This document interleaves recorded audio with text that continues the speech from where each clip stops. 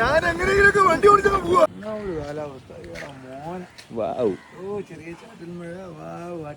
ഞായറാഴ്ച മോർണിംഗ് മച്ചാനെ സുഹൃത്തുക്കളെ നമ്മൾ രണ്ടര അടിക്കാൻ പോയി. നല്ല സൂപ്പർ കാലാവസ്ഥ. ഈ ഒരു കാലാവസ്ഥയിൽ അടിക്കുന്നത് എന്തുകൊണ്ടും നല്ലതാണ്. അങ്ങോട്ട് നോക്കും മഴ പെയ്തു പോവും.